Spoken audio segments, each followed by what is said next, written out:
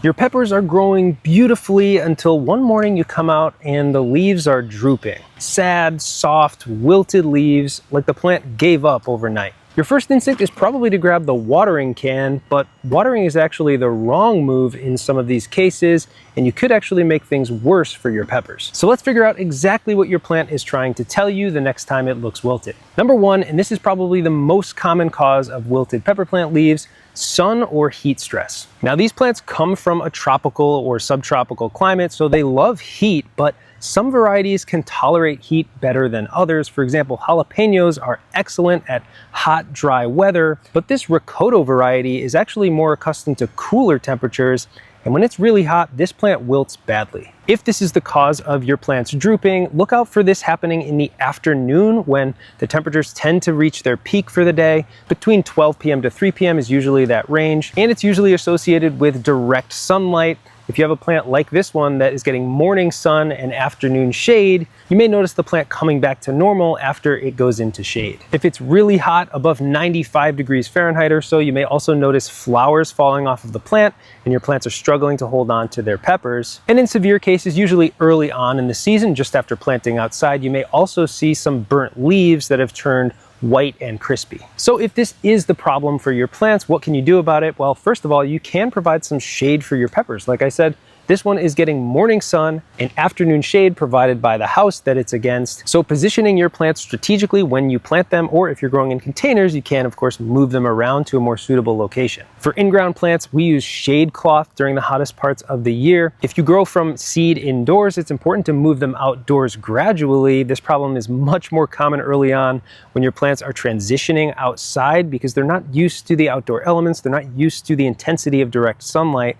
So making that transition as gradual as possible will reduce the amount of wilting that you see. Real quick, if you're just getting started growing peppers, grab our free growing guide. It's a quick, no fluff rundown of the basics to get your plants off on the right foot. Totally free. Click the link in the description or scan the code here to get it now. Another cause of drooping pepper leaves is dehydration. And I know I said your first instinct is to grab the watering can, and in some cases that is what you need to do. This one goes hand in hand with high temperatures, which we just talked about. Higher temperatures means the plants are going to use more water. Your plants essentially sweat when it's really hot, just like we do. It's called transpiration. And the hotter it is, the more water they lose in this way. So if the leaves are very delicate and thin, almost papery, drooping straight down, this is how the leaves will look when the plant desperately needs water. If you dig your finger an inch or two down into the soil and it's dry, that's another sign that it could be dehydrated. And if you do water, come back an hour or two later and the drooping should have resolved. So how can you know that it's time to water before this problem happens? Again, I like to just use my finger and dig down an inch or two below the surface of the soil.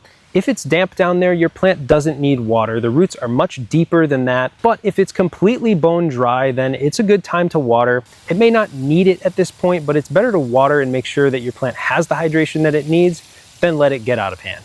Now we're going to go to the opposite end of the spectrum here and talk about a third reason that you can have drooping leaves, and that is overwatering. The drooping that you'll see in this case is a little bit different from dehydration. The leaves will still have a bit of plumpness to them. They won't be completely papery.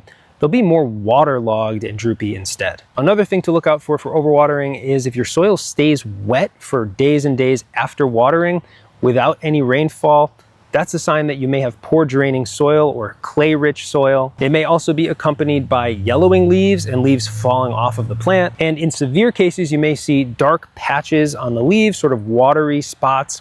And if you get close to the root system, it may smell a little bit swampy. So what do you do about overwatering? It's tough if you have a lot of rainfall. There's not much you can do about the amount of water hitting your garden. But if you're watering your garden manually, you can definitely cut back. Again, make sure that the soil has dried out down about an inch or two before you water again. Make sure your pots have drainage holes. This is a grow bag, so it has naturally good drainage out of the sides and the bottom. But if you're using a plastic pot, sometimes you need to punch out the drainage holes on the bottom using a screwdriver before you plant. And for in-ground plants, you can get a soil test to see if you have lots of clay in your soil, which would lead to poor drainage and effectively overwatering the garden. And next time you do water, check to see how long it takes for the water to actually sink into the soil. I will say with potted plants, it's pretty hard to overwater. They have naturally good drainage, and the soil mixes that we all use drain really well and have plenty of aeration in them to avoid root rot. Root rot is the extreme, and that's when you'll get that swampy sort of foul odor coming from the root system, and you need to address it immediately by improving drainage or even repotting your plant into new soil and trimming some of those dead roots. Another cause for drooping pepper leaves is transplant shock, and that is when you move your plants from one container into another or from indoors into the outdoor beds. A lot of the time you'll see your young pepper plants drooping their leaves just after transplanting and for maybe a week or two after they've moved into the garden. There are a number of reasons this happen, and thankfully most of them aren't serious. Number one is moving from one location to another can cause sun stress. So you're going from a shadier or a less well-lit location, going into a full sun garden bed. Those leaves are going to stress out from that direct sun exposure and take some time to adjust and establish. You're also potentially disturbing the root system as you pull it out of a container and put it into a new home, which can cause a minor setback. And you've got a relatively small root system going into a large body of soil, and it takes some time for those roots to spread out and grow. So when you transplant, minimize root disturbance. Make sure that you've hardened off your plants gradually, that slow period of transition from indoors to outdoors. Water nice and deeply after planting to make sure there's plenty of moisture in the soil for those roots to develop and grow. If it's really hot at the time of transplant, some shade can help the plants establish, and any drooping should resolve within a week or two.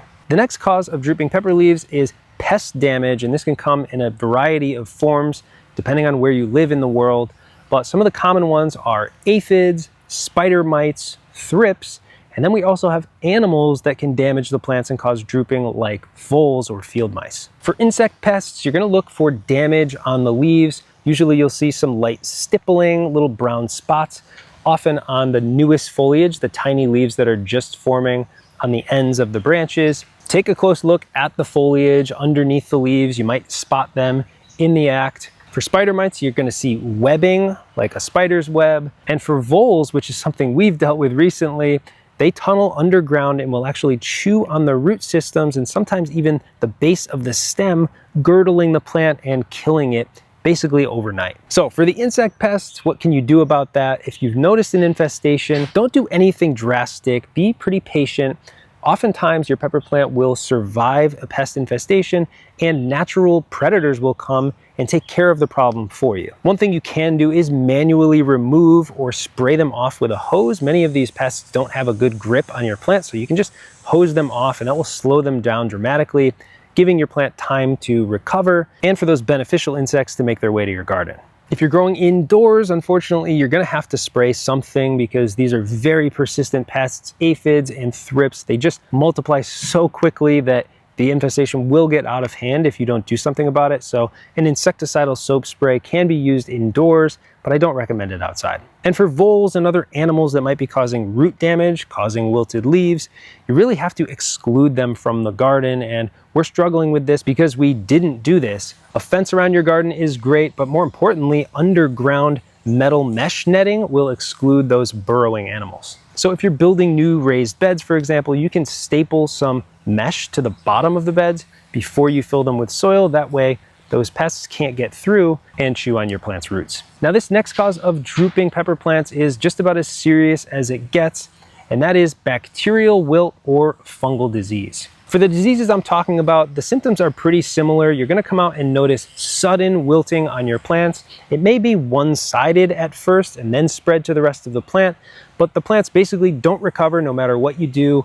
Water, mulch, nothing seems to help, and eventually you will have to get rid of your plants. But before you do that, let's talk about some specific diseases and what to look for. Bacterial wilt is a soil-borne bacterium that infects the plants through the soil and the root system and will essentially clog up the plant's vascular system so that it can't transport water. How does it spread? It comes from plants that you picked up at a nursery with the bacteria, soil that is infected from past seasons, and it can persist in soil for years. Even if you don't have a plant that it can infect, it can sit in that soil and wait until you plant your peppers. The other two types of wilting diseases are Fusarium and Verticillium wilt, both of which are fungal. Fusarium wilt is common in warmer places, but Verticillium is actually more common in a bit cooler climates like ours here in the Northeast. So if you live in a temperate climate, be on the lookout for Verticillium wilt. Again, these fungal problems persist in the soil, and you can pick them up from a nursery plant or even from seeds. And if it's in the soil, you want to be really careful of soil splashing back up onto the bottom of your plants. So there are some things you can do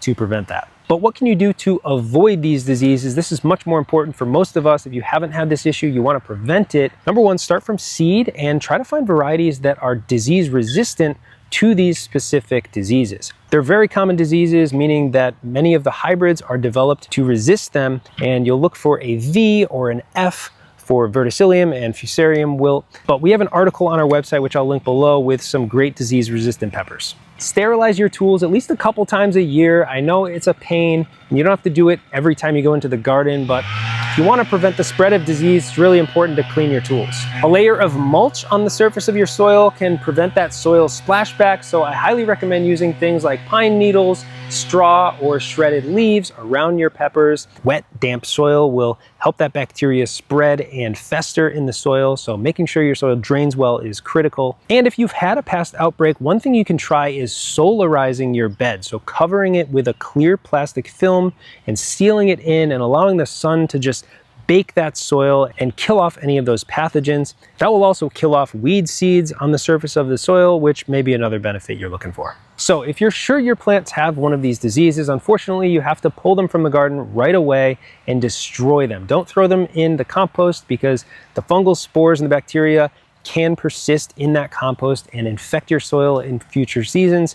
So you have to get rid of the plant, burn them, or throw them away. So the next time your pepper looks sad and droopy, you'll know exactly how to identify the true cause, and hopefully you can fix it really quickly. Don't forget to get our free pepper growing guide at the link in the description below. Thanks for watching Pepper Geek, and I'll see you soon.